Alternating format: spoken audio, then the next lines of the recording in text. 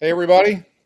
Welcome in. Another episode of Complaining About the Rangers with Evan Grant. Or, as we used to call it, a live stream. Anyway, I'm here to talk about the Rangers with you guys for the foreseeable future. I hope you've got some questions and some thoughts. I'll be happy to try and answer them occasionally. I may take a tater tot and pop it in my mouth. You've heard of the bar game Papa Shot? This is Papa Tot. Late lunch for us here at Rangers live stream. Anyway, it's not been a good week for the Rangers. They got back to 500 and immediately took a nosedive. I think they're 1-5 since they reached 500 at 34-34, heading into a weekend series in Boston this week against Minnesota in a sweep at home by a sub 500 team. What really came to bear was this team's overwhelming ability to get beat early and show not even a semblance of a comeback. Rangers allowed multiple runs in each of the games against Minnesota, lost all three games. When they allow multiple runs in the first inning, at least 2 runs or more, they've done it 15 times. They are 0-15, and none of those games are particularly close. I think the Rangers are averaging about 2.25 runs per game in those games, and I think the average margin of defeat is almost 4 runs per game. So it's almost like they get beaten before they ever really take an at bat. It's a really discouraging trend, and the kind of thing that will stick with this team as they try to make decisions about where they're going. So before we get started here, I'm apologizing for any food I may intake while we're on the live chat. And I want to remind you, if you are new here to the Dallas Morning News and DallasNews.com's Rangers YouTube, this is a channel. We like to have subscribers. Doesn't cost you anything to subscribe. Just click on the subscribe button on the YouTube channel. It doesn't cost you anything to like it. If you do like it, leave me a comment if there's something I can do better. Leave me a comment if you got thoughts about my coverage, or Sean McFarland's coverage, or Kevin Sherrington's, or anybody's. So those are the disclaimers. I want to get into Rangers talk, but I do want to mention one thing, a story, and I think producer Demetrio may throw this into the channel. Story that I wrote that ran on the Morning News website this morning about Eric Del Campo, who was better known as DJ Avenger, who was the Rangers' first guest DJ for a Friday night, as they really tried to bump up the energy 2 Fridays ago, and it was bumping in the ballpark. And he was tragically killed on his way home from a gig later that night. And so we tried to tell the story of Eric in his last day and his family. And I hope you'll give it a read. And I do believe the link will be in the chat here. Also, the podcast from this week, we had a great guest. We had Jake Latz. He is on the podcast with John Blake and I, talking about his really kind of circuitous journey to be even a major league pitcher, and then how he's responded to going from competing for a spot in the rotation to being one of the highest leverage relievers, one of the most valuable relievers in the American League this year. So those are 2 things that you might want to check out when we're done here. With that, let's get to some thoughts. Let's get right into questions. We've got a few in here, and I like it. Charles Tucker, the leadoff man. Charles, thank you for always promptly asking questions. I really do appreciate it. Question today, I'm not looking for a cheerleader per se, but who is or are the leaders of this team? The fact I'm asking means it's not clear to me. And yeah, I get that. And I think this was clear last year as well, that particularly on the position player side, there was a question of leadership. I don't think that question's been an issue on the pitching side.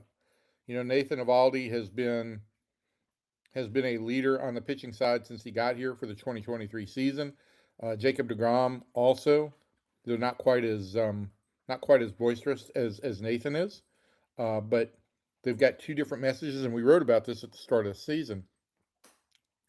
Eovaldi's much more willing to give guys a more complicated breakdown of things and talk at a deeper depth.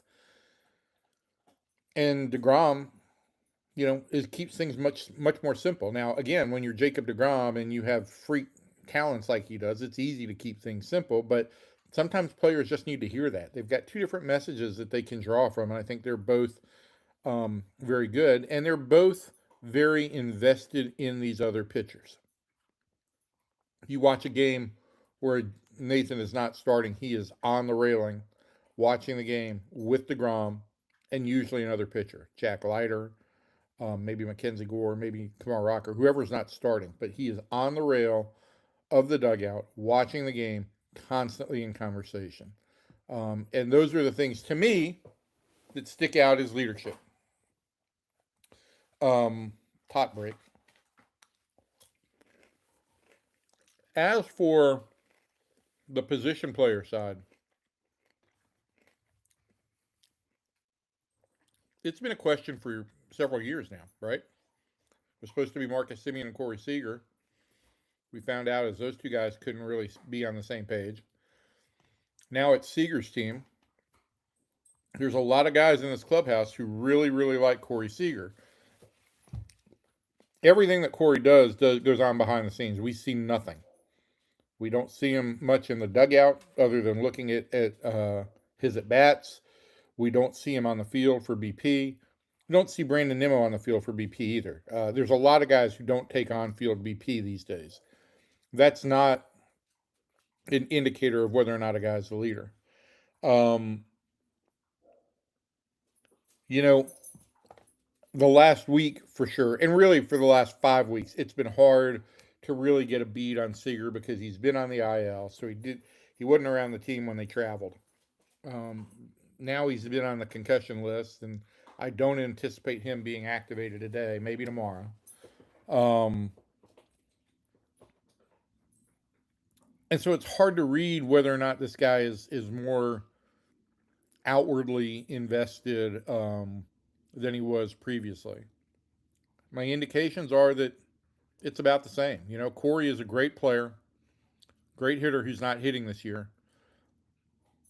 His flaws are that he's a little bit injury prone, and that perhaps, I don't want to say sullen. Sullen's not the right word, but I think that he's a little bit more isolated than you would think for a guy who's supposed to be the franchise player.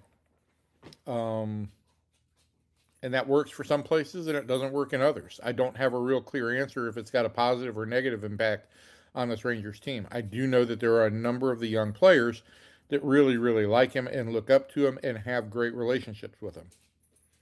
Whether that translates to baseball or not, I don't know. If you're asking me who is the leader, from the things that I think you and I, people who don't play every day and who don't see the inner workings of the clubhouse, the stuff that doesn't go on in front of a bunch of eyes, the easy answer would be that, you know, Brandon Nimmo is a guy. He's always publicly accountable. Now he takes a little bit of time after games to do workouts and things like that, but he is available, patient, honest, and candid. Doesn't make excuses. I think he's a very encouraging guy. I think there are some guys, particularly Josh Young, who have really kind of glommed on to Brandon Nimmo's approach to baseball. I don't think somebody walks into a clubhouse and says, I'm a leader. I think that this happens when people start following. Well, Josh Young is following Brandon Nimmo. I don't know if Evan Carter is following Brandon Nimmo, but you would think that that's kind of a natural. You might even think that it would be a natural for a guy like Josh Smith, another left-handed hitter, to follow Brandon Nimmo. Wyatt Langford is a right-handed hitter and more of a power guy. But again, I think all these guys, can learn something from Nimmo and his approach to the game, which is very educated. I mean, if you ask Brandon a question about an at bat or a play, there is a well thought out and well articulated answer. So it just is an indication to me that he's put time and effort and thought into that thing, whatever the issue is. There's just not a lot of guys in baseball that are these days a that willing to share it, and I think with more and more young players, when you've got a number of young players, and this team, while it has some veterans, has still a lot of fairly young players. It's not easy to express yourself with confidence and with poise as you think it might be, particularly when somebody's throwing a microphone in your face, or when you're in front of other peers, many of whom have more experience and more, for lack of a better term, accolades. So I don't know if I'm answering your question very directly, Charles, but yeah, I think there is some question about how much leadership the Rangers have on the position player side. Again, when this team won in 2023, this wasn't a question because everybody performed. When you don't perform, there's a question about who's the leadership. And I don't know that anything has changed in the dynamics of the players in the clubhouse. I just know that they're not performing. And so the easy thing for us to all kind of lean into is, where's the leadership? It's a great question. I just don't know that I've got a solid answer for you. Trey Finley. Would this Rangers leadership take a 2025 Twins-like approach and use a May year to reset the farm and reposition themselves for a new competitive window? In your opinion, should they? I'm taking a sip here, Trey. I was very much a blowhard on the last question, and I'm probably going to bloviate on this one too. Um, Listen, I'm not right now going to say what the Rangers should do, because as we sit here on June 19th, it's my anniversary today, by the way. Gina and I have been married 13 years. So happy anniversary to us. I will celebrate at the game tonight. Tomorrow night, we will have more of an anniversary night, if you guys were wondering. Um, but there's still 6 weeks, right? There's all of July, and we go to August 3rd before we get to the trade deadline this year, because it's a Monday. So you've got 6 weeks left before you have to push the button. I think with each day that passes, the Rangers get closer and closer to saying, "Hey, we're at least willing to listen." Um, and I think if they're going to be willing to listen, it's going to be one of two scenarios. They would be willing to listen, if they think they're going to go into a cycle where their payroll is going to be lower, would they trade some of their higher priced talent, even if they're kind of around 500, trade some of their higher priced talent and bring back young players in multiples that would both, help reset the future and potentially give them an opportunity to continue to contend for at least a wild card spot this year in a division that doesn't seem to be running away from them. When you look at that group, there's, DeGrom is a free agent after next year. Evaldi's a free agent after next year. Um, Even Gore is a free agent after next year, though I'm not sure his value would be at a super high level right now. Peterson is a free agent after this year. Seager is in his fifth year, has 5 more years left. That's a very complicated deal. Not saying that isn't something the Rangers wouldn't consider, but those are all things that are factors. And so that's one route that the Rangers could go, would be to trade one or two of those high priced pieces, reallocate some funds, and potentially get themselves back some bulk that would both continue to help them as they hopefully evolve as an offense this year, and as they position themselves for the future. The other thing is, if this continues to go bad, And the last week, let me reemphasize, I can't make any excuses for this team. Not that I ever would, but it's been a bad week. And I know that it's frustrating for fans. I hear it on Twitter and X. I hear it in the stadium because I've heard boos on, at least I wasn't there on Thursday, but I've heard boos on Monday and Tuesday after the first inning. I get the perspective of fans. This is not entertaining baseball or exciting baseball to watch. And so if this continues, would the Rangers then trade off all those pieces? And I don't, I don't think Chris Young is a guy that likes to make meh moves. If they're going to sell, I don't think he wants to go into a 4-year rebuilding window. I think he wants to recoup as much close to the majors ready talent with underlying waves of younger talent that he could recoup so that the Rangers would not be, you know, another 3 or 4 years before they're ready to contend, that they would be ready to contend in a shorter period of time, and that hopefully they would restock their farm system as well or restock their young talent in the process. Because look, let's face facts here. The Rangers have a losing record this year. They've had one winning record in a decade. And if you extend that to 4 more years, my God, you're talking about a team that, yeah, they had that freak World Series championship, but you're talking about the Pirates. You're talking about the Rockies. You are not talking um, about a proud organization at that point in time. So these are hard decisions for a team to make. It may be the right move to trade everybody. I'm not saying that wouldn't be the right eventual move here, but now you're asking fans to basically stay with you another 3 or 4 years before there's really anything to get excited about on the field. Now, once you make the acknowledgement that, hey, we are rebuilding, you do energize a segment of the fan base that really gets fired up about prospects and the future. But the ticket paying customers, I don't know, man. I don't know how much more the Ranger fan base would become disengaged, and that's a real concern as well. And then we haven't even talked about how will the Rangers approach the future. Ray Davis is banking on a new financial and economic arrangement with the players after this next round of collective bargaining negotiations. I'm not I'm not so sure that's going to take place in the way he sees it, only because owners have never gotten this before, and I don't know that this generation of owners is going to be the one to break this union.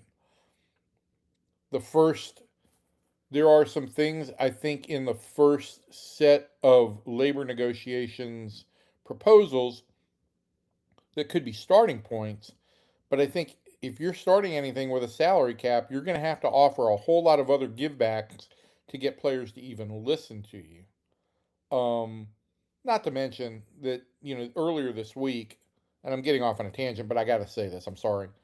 Earlier this week, we saw the new proposal from owners on handling the amateur draft. I'm not so opposed to the idea of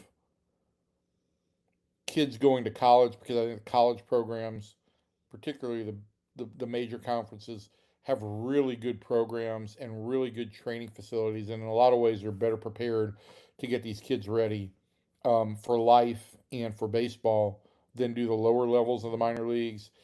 Um, I don't like the idea that you're going to talk about all of a sudden now slashing the amount of money that would be in the draft pools. Um, I do like the idea of either an international draft or raising the international age to 18 for signing. Just, and this may be too Americanized, but I do feel it's very exploitive. And this is a system we've been under for forever, but it's very exploitive to take kids at 12 and 13 years old and basically have agreements with them and then sign them at 16. Uh, it just it smacks too much of just exploitation is the way I'll leave it. So there was your question that started out about should the Rangers trade anybody and ended with me talking about global economics. Um, Gene was at the game on Thursday. My sympathies, Gene. Seemed like when the Rangers fell behind early, they didn't play with much confidence, urgency, or energy. Hoping we can have a consistent lineup, get better, or is a matching lineup with opposing pitchers better.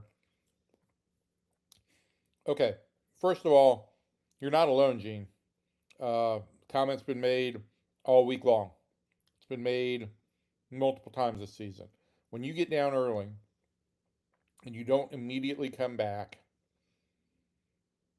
it saps energy. It does. It saps a team's energy. It saps the ballpark's energy. It's just a flat atmosphere. So it's not like you, um, it's not like your observation is way out there. It's very, very much what happened. Now, as to the idea of the lineup, I don't know, man. I mean, you know, it's been 10 games since Wyatt Langford's come back, and let me see. Let's see what Wyatt's slash line is since he came back from the IL. Give me just 1 second here as I look this up. He's been back, I think, 10 games now, right? Seems about right. He did have a good game yesterday against Minnesota. And in these 10 games, he's now got an 800 OPS.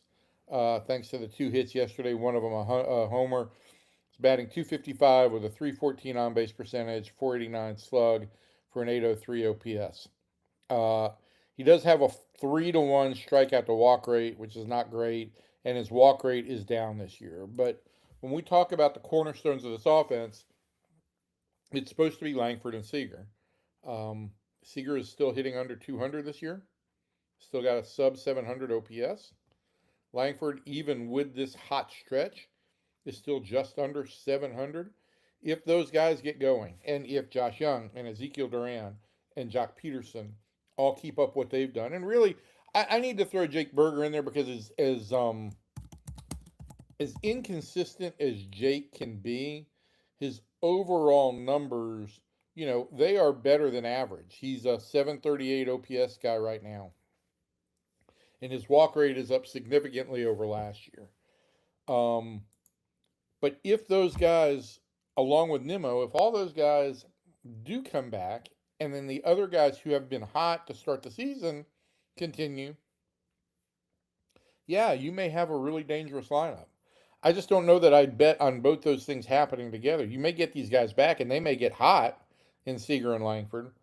But is there any guarantee that the other 4 guys are going to be able to maintain what they've done all year? Because they don't have long hit track records, with the exception of Nimmo, maybe, and Peterson to some degree, last year notwithstanding, of doing that. So this is the wasted opportunity that the Rangers had when the rest of the division and the rest of the American League did not play well, that they had some guys who were really hot, and the Rangers haven't been able to capitalize on it offensively. That smacks of something that will sting later on. As for a lineup that matches opposing pitchers better, I'm not sure if you're talking about just a platoon situation, which I think the Rangers do quite a bit of. They just haven't faced a terrific number of left-handed pitchers this year. If you're talking about a lineup that is going to be more geared around run optimization and manufacturing runs and small ball and whatever you want to call it, yeah, I think that's necessary in a lot of ways, but I also think you have to consider your personnel. And you have Seager and Langford that you are going to carry on in the middle of that lineup as long as they're healthy, regardless of what the situation is. And if those guys aren't getting on base and hitting, then there's just going to be a giant hole in the middle anyway. So,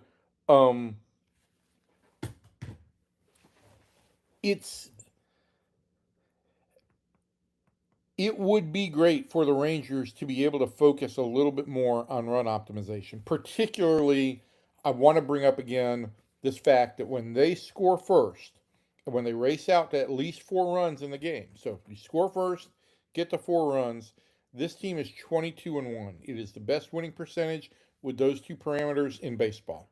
And so Skip Schumacher has, you know, made the reference to the race to 4 runs. So how successful this team can be, and so if you can do that by blending some of the guys who are more sluggers with the guys who are run creators and run manufacturers, you've got a great formula. They haven't been able to do that, and when you come in at home down 2-0, down 3-0, down 4-0, which I think was the sequence. Actually, it was 3-0, 2-0, 4-0 in the first inning um, in this Minnesota series. Now you've got to change your style of baseball much more to not worry about getting a run here and a run there. You've got to play for the 3-run home run. You've got to swing big. You've got to be patient. You've got to take walks. And so you have to change your style of play based on the situation. Not ideal. Rangers haven't figured out a way to do that. We'll also say, again, they have not had their full lineup together for a tremendous amount of time. I also do need to say that very rare is there a team that has their full lineup together for a tremendous amount of time. It's up to this Rangers team, and I don't know that I can say it any more directly. It's up to this Rangers team to figure it out. There's no excuses. Yeah, they're without Corey Seager, and that sucks. But they've got to figure out ways to score. Whether it's manufacturing runs, whether it's being aggressive on the base paths, or whether it's guys figuring out a way to get the most out of their swings. Nobody's going to feel sorry for them, and that's what they say all over baseball. But forget that. It's not about feeling sorry for anybody. The bottom line is winners got to find a way to win. Champions adjust, and that's what the Rangers need to be able to do. All right, my good friend Bill Flanagan. Bill, I hope you're feeling well these days and making it through. Bill wants to know the first inning issues are absolutely bizarre. Never heard of anything like it. Yeah, I don't know that I've been able to research that, but surely there are lots of teams that have been really bad who get beat up in the first inning and never come back. And that's just bad teams. If there's a question in there, I think we've answered the question, but yeah, it's just really disheartening to watch a team go into a game and basically be beaten by the end of the first inning. And I know that fans feel that. We feel it in the press box. It is a really disturbing trend that the Rangers got to figure out a way to break out of. They have got to come up with shutdown innings to start the game, and they have got to get out to fast starts at home offensively. No other way around it. And if you do have to change your lineup some to stack that to make sure you're going to get a run or to improve your opportunities to play for a run in the first inning, then so be it. Gallagher Champ with a comment. It's a wonderful day to sell the team. Listen, all I can say here is I know fans are frustrated with Ray Davis. And I get it. Look, I don't think the Rangers have employed a championship type approach since they won the World Series. You win the World Series, you get a financial windfall that comes with it. You build excitement. What the Rangers did was they kept their payroll flat. Mistake one. Mistake two, well, they upped payroll a little bit between 24 and 25. I think there were some tactical mistakes that clearly now are evident. They relied too much on slug and maybe not enough on base or situational hitting. Became a one-dimensional team that didn't do that very well. And then this year, the most obvious is they cut back payroll by a good $30 million, and you know it was hard for fans. Even though I think that most of the moves the Rangers made this offseason, I think they've gotten pretty good results out of them. The jury is still out on the Mackenzie Gore case. Um, but look, the Nimmo trade was a good trade. Letting Adolis go was a good move. Letting Jonah Heim go was a good move. Uh, the Rangers, all of those moves were good. Bringing in Nimmo was a good move. Um, the relievers that the Rangers signed, Jacob Junis, has been really good. Chris Martin, not so much. Been hurt. My point here is that even though they've made the best moves I think they could with the money they had available, you trim the payroll by 30 million. That's not a trim, man. That's a flat out haircut. And it's hard to convince fans that you're going to trim your payroll by 20% and that you're going to be an improved ball club. And that's what's bearing out to be the case. They were a 500 team last year. They've been pretty much around 500 all year this year. Uh, the case for why this team is a better team is not very solid. Now, all the guys, here's what's interesting, right? All the guys that the Rangers really heaped pressure on to be better this year: Josh Young, Jake Berger, Ezekiel Duran, Jock Peterson, all of those guys have by and large performed at or better than what was to be expected, or best case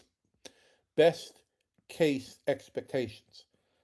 It's the fact that Evan Carter has not made progress, um, that Wyatt Langford has not made progress, that Corey Seager has not been on the field, and that you got lucky because Ezekiel Duran's been so good that you don't really miss the fact that Josh Smith hasn't been very good at second base. So um, this is what happens when you don't invest into rounding out the team. You're never going to fully replace a guy like Seager when he's out, but when you cut back payroll, you don't give your management, your baseball operations staff, much room for adding depth, or experience depth, or guys who could step in and be regular players in the case of an injury. Your pitching staff can't withstand injuries. Rangers have gotten extremely lucky, even though there's been some underperformance in the starting rotation. They've been extremely fortunate that so far they've had no injuries to that starting rotation because they have nobody behind them. Uh, Brandon Cody Bradford is still not ready, and he's a ways away from being ready. Jordan Montgomery's more than on track, but he's still a month away from being ready. Nobody in the minor leagues among starting pitchers is close to being ready. So they have one injury in the starting rotation, and this team is they're in trouble now. They're in a world of trouble then. So that's where I'll leave it. And I would also say this, be careful what you wish for. Selling the team is never the immediate is not always the right answer. Um, Mark Cuban sold his team. That was not the right answer. You got to come in with an owner uh, who's got a vision, who's willing to invest, who's willing to give people the tools, the resources to do it, and to let them go do their jobs. That's not what happened with the Mavericks. And you know, if Ray Davis was to sell, he'd take the most money he could get, and who knows what that ownership company would be like. Who knows how that would be fronted and what their real interest would be. Because look, if you haven't learned anything from the last couple of months, for ownership groups now, it certainly seems like real estate is as much a consideration, if not more, than competition. That's where ownership groups feel like they can make tons of capital while the club value appreciates, and they can get, short-term income while they get the long-term increased valuation. So be careful. Be careful out there, people. It's not always greener on the other side. And I would say that over the last 15 years, Ray Davis did take this payroll to a position it's never been in. He did go out ahead of others and try and set up his own sports network when it looked like the regional sports network groups were starting to fail. So he's had some he's had some real big hits. He's had some misses, and no ownership group is perfect. Love it if he would speak more, but that's just not his style. All right, Lord Tubbington. That's not your real name. Come on. I should be Lord Tubbington. It feels like my name should be Lord Tubbington. Hello, chaps. I'm Lord Tubbington, Earl of Tots. You like that? Now I gotta chew the tot. All right. The Lord wants to know if we can call up Cam Cauley already. I don't know if Cam is still in town. I guess he didn't play yesterday at AAA, did he? Let's see what Cam did yesterday. If Cam left town. Sorry, I didn't check minor league box scores yesterday. I apologize.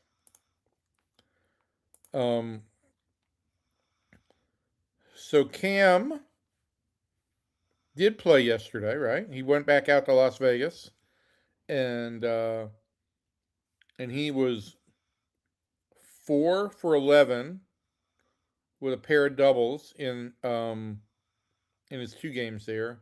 I would like to make this point to you on this thing. Cam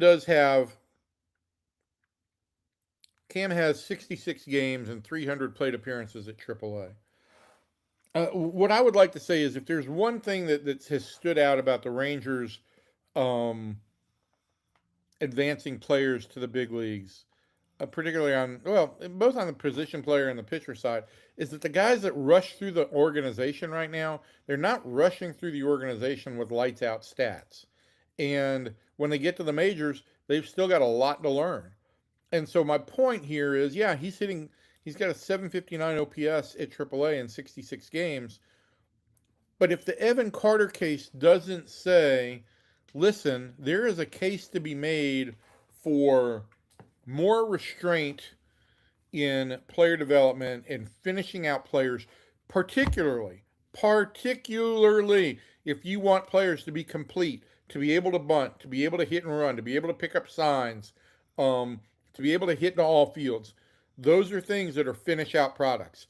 They all have the skills. They all have the talent to be hitters or to be power hitters or something like that. But if you want complete players, you want to be a little bit more restrained in how you advance them. And I'm sorry, I'd want to see Cam Cauley with an 800, 850 OPS at AAA before I'm saying this is a guy.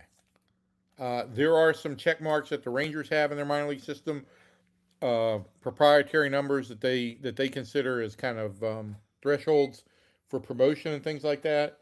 And maybe Cam will be back if the Rangers need a player, because quite frankly, they don't have anybody else to really call up unless they go to somebody like Jared Kelenic. But if you want success, if you want these players to be successful at the big league level, put them in position in player development to get the full experience and the full curriculum to be successful in the big leagues. And I'm not sure that the young players who have come through the organization have had that. All right.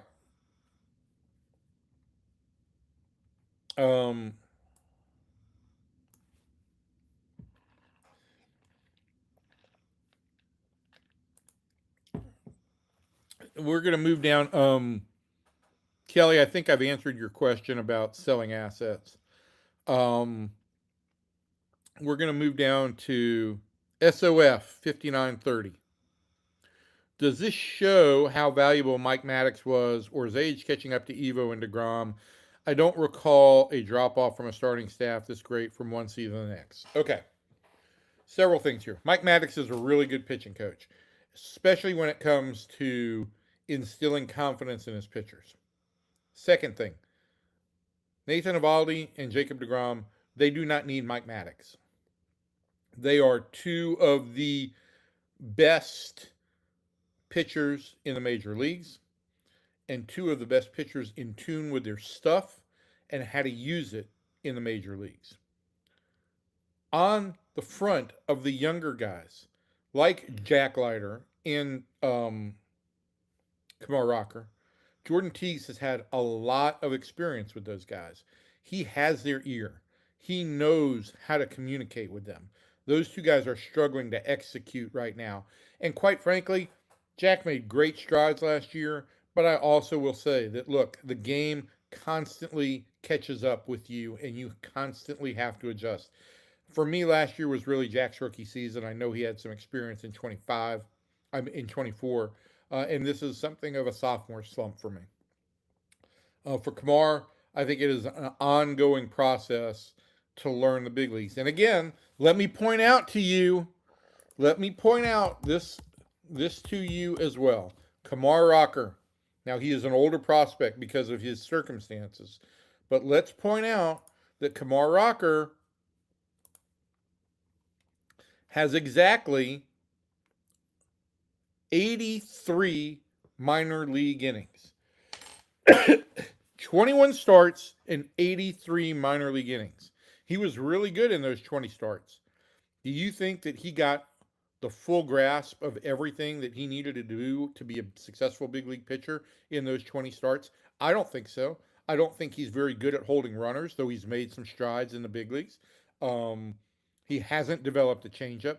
These are all things that should be worked on in the minor leagues.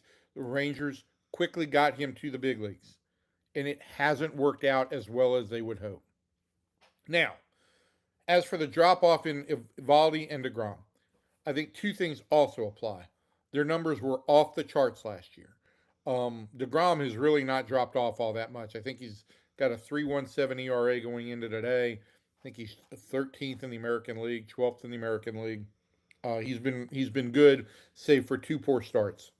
Nathan Eovaldi has dropped off some this year, and that was to be expected. He was a 1.73 ERA guy last year. Even Chris Young acknowledged that some regression was likely to happen. That was an outlier. That was an outlier of a season. Eovaldi's career ERA coming into this season was 3.89. Right now, he's at 4.23. He's a half run higher. He's allowed a lot more home runs than he typically does. And those are things that have not gone right. But I wouldn't say that he's been ineffective. I think there's been some regression. And yeah, he's 35. And Jacob, did Jacob just turn 38? Or does he turn 38 this month? He turns 38 today. Happy birthday, Jacob DeGrom. He's pitching on his birthday. Happy birthday, Jacob DeGrom. I'd go and give him a hard time at the ballpark today, but since he's pitching, he will not be in the mood for me to joke with him. But maybe afterwards. But yeah, I mean, there's going to be some drop off with age to be expected. I think both these guys are more than serviceable. The biggest question I have is on Mackenzie Gore and his inconsistency. I was expecting more of a breakout this year, and it hasn't taken place. And the walk issues remain troublesome for me. Now, as for would have Mike Maddox fix that? I think that in large parts the fan base here, and not without not without some level of evidence to back that up. You know, the Rangers' best years have come with Mike Maddox as the pitching coach. Uh, and as I said, Mike is really good at um, establishing confidence for his starting pitchers. All that said, no pitching coach is perfect. No player is perfect. Mike wants to do things his way. Under Ron Washington, Wash was fine with that. Under Bruce Bochy, Boch was fine with the pitching coach basically running the entire pitching program, from pitcher management all the way down. I think in Skip Schumacher's vision of cohesiveness, there is more collaboration. Now there are people who are saying don't fix what wasn't broken, and there are also people who are going to understand that communication and collaboration is important. And if you're going to have that with your hitting coaches, and you're going to have that um, with your defensive and base running coaches, it needs to be universal.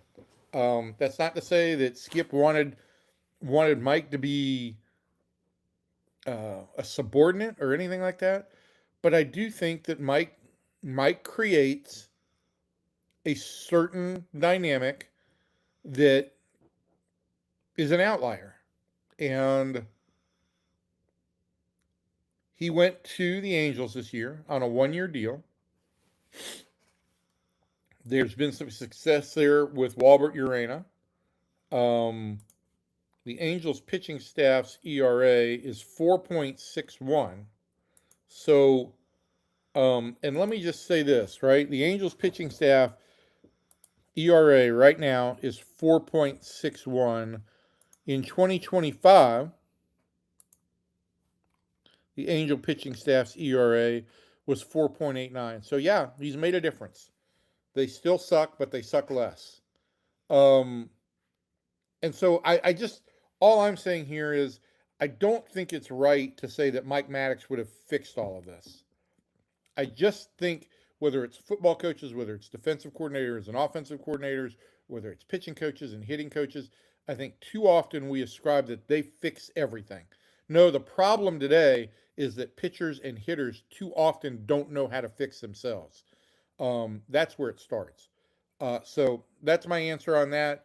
It's unfortunate that Mike will not finish out his career with the Rangers. The Rangers did offer for him to return. Um, he chose to go to the Angels.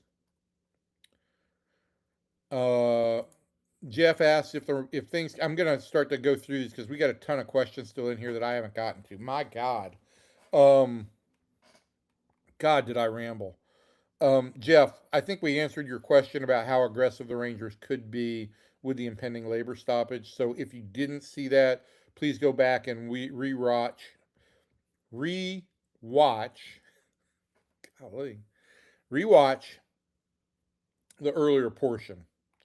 Um, Doug Parker, we just need a starting pitcher to widen the strike zone to about 25 inches with a few fastballs.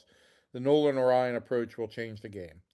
Yeah, Doug. I mean, I don't think that's happening.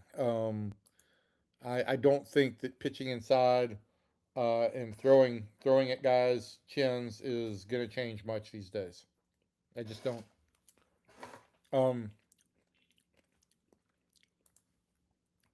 Question is, who do the Rangers send down when Corey Seager is active? I'm just looking at the roster right now so I don't overlook anybody. I think at some point in time it's going to come down to one of the extra middle infielders. It's either Cody Freeman, Nicky Lopez, or I'm going to consider Justin Foscue among the middle infielders.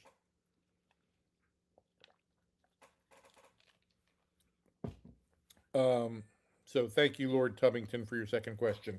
Thank you, Lord. Um, Craig just jumped on board, so you may have already discussed this, but Jack Leiter's progression seems to have stalled out to some degree. Any thoughts about this? Um, and we talk a little bit about this, Craig. I don't know that I've got a real specific answer for you. I feel like I've taken a deeper dive on Rocker, or it's been easier for me to figure out Rocker. because of the lack of the changeup and the inability to face hitters a third time.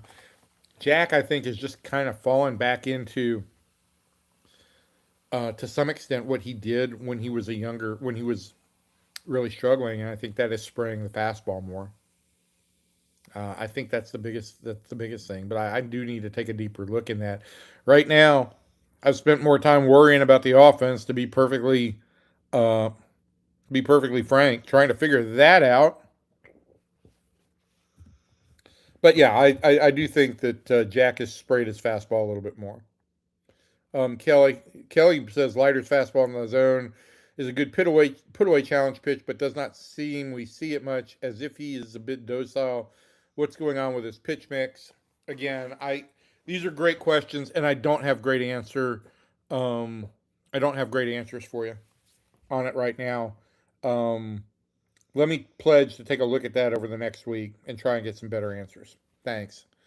From X, uh, Justin Cavey is asking about the trade return value for guys like DeGrom and Seager. I think there's different cases here. You know, with DeGrom, he's pitching still at the top of his game. He's got one more year left.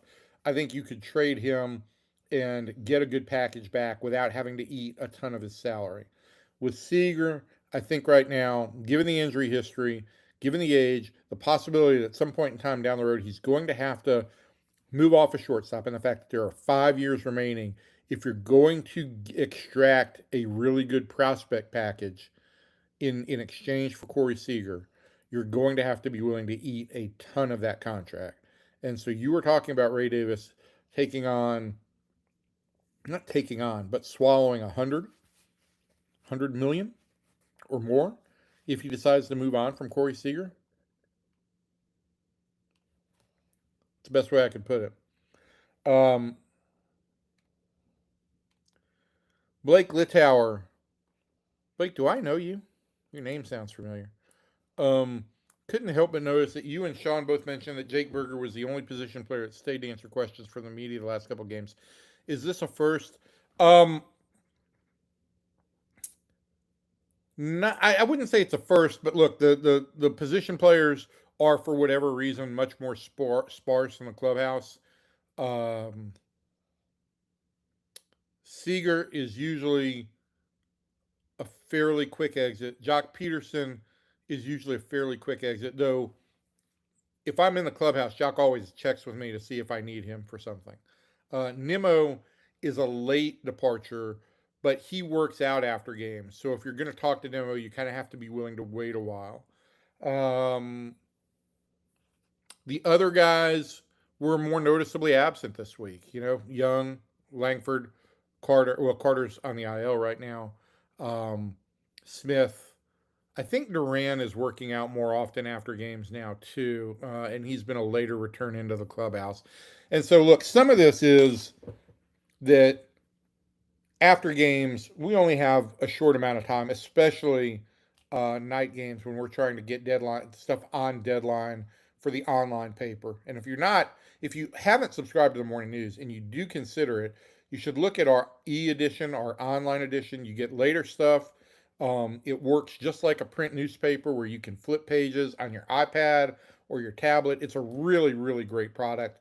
Everybody that I've shown this to loves this. So I hope you'll give it a shot. Um, but so you don't have all the time in the world, is what I'm saying. And so some guys have been out of there a little bit more often. I think for Sean and I, you know, I wasn't there yesterday. Sean wasn't there on Tuesday.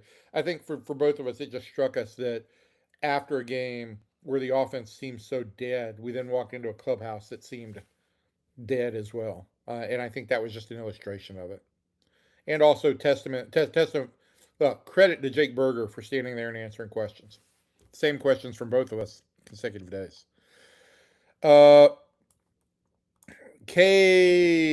KDM. Surely the team sells to some extent at the deadline. There's no reason they should try to add to this team. It's just not working.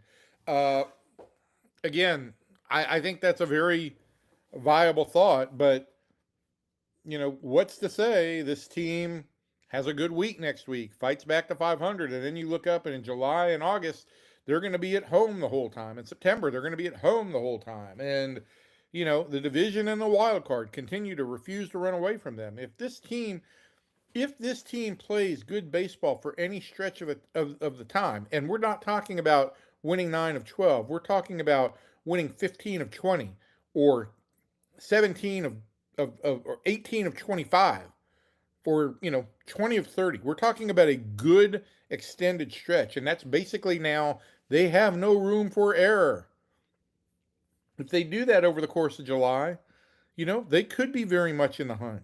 So I don't want to make absolutes, but I think your questions or your statement's very viable. Listen, I want to mention to everybody who is wishing me a happy anniversary. Thank you very much. I will also pass your sympathies along to Gina. I know that it's difficult for her to have spent 13 years with me, Lord Tubbington. Um, Jake. Jake Break. CY took over 5 years ago, the longest tenured player in Seager at 5 years. The whole team is CY's vision. I'm afraid he lacks the ability to fix this situation that continues to get worse. Um, yeah, I don't know about all that. This team has been a creation of Chris Young's tenure. I also go back to 2022, and while Chris had an outsized role, both he and John Daniels helped put that roster together. John didn't sit here to just be a figurehead that year. Um, I do think that Chris's Chris's vision is having some adjustments. I think he is seeing that he wants a team that when he talks about, be a good teammate, dominate the fundamentals, you're talking about a team that plays complete baseball. And we're seeing the game cycle back to that. So your vision has to have some adjustment as well. And I think his vision is adjusting, and that is a real priority for him. He brought all these players in here and won a World Series, and now it hasn't worked. And, he's going to take time to try and figure that out. He's in the second year of a long-term deal. Um, I understand that people are frustrated because this team has not been great so far, but I don't think that anything is going to get hot under Chris Young's seat. Uh, he's got the ability to adjust this team, and I think depending on where the Rangers are, I hate saying it 58 times, but depending on where the Rangers are at the trade deadline, he's going to adjust it perhaps more dramatically than anybody expects. Timothy asks, how hot is Skip Seat? I don't see Skip Seat being hot. He's 4 games under 500 in his first year as manager with a payroll that was reduced by $30 million from last year. That's it. I think that, and again, this is the thing for me. Like when people try to put hot seats, obviously the GM is the boss, and the manager is the face of the organization a lot of times. But these things are all collaborative efforts, and I think that you're going to see Skip Schumacher continue to push for a more well-rounded team, a more well-rounded offensive attack. And that's really about all I can say about it. I just don't think there's a hot seat under Skip Schumacher's dugout bench at this point. Aaron, it's hard to believe that they would sell if they're a game and a half out of a wild card, maybe two and a. Didn't say they would sell. They might swap, but they might not sell. I mean, there's so much in play here because of the expanded playoffs, because of how much labor potentially impacts things, and so forth and so on, that it's impossible to script this out right now. But among the scenarios the Rangers could definitely consider is reallocating some of the huge money that they have invested into some players for younger players that fill holes at multiple positions. Kelly, not seeing a partial rebuild has to take so long to produce, but other issues, prospects don't seem to develop and produce as expected. What's up with that? I think, again, I'm just going to go back to what I said a few minutes ago, Kelly. I think one thing the Rangers need to look at is how fast they're moving prospects along. I think that the upper level prospects that they have moved very fast Um, I think they've had very mixed results to be kind. So, um, I think that's where anything with the minor league system would start, player development. Hi Evan, is this team far from being a winning baseball club, or we just need a player or two? Thing that we have been retooling for 3 seasons and it still hasn't worked. Um, when you're a 500 club year after year, I don't think you're terribly far from being a winning baseball club, but it's clear, as constructed right now, they are not a winning baseball club. They're a 500 club. I mean, they've played like a 500 club. They've been inconsistent. They get hot for a week, they get cold for a week. Um, so, yeah, they're not terribly far from being a winning baseball club, but small margins or big margins in the major leagues is a bit the only way I can answer that. See if I can get to the couple of ones here. Um,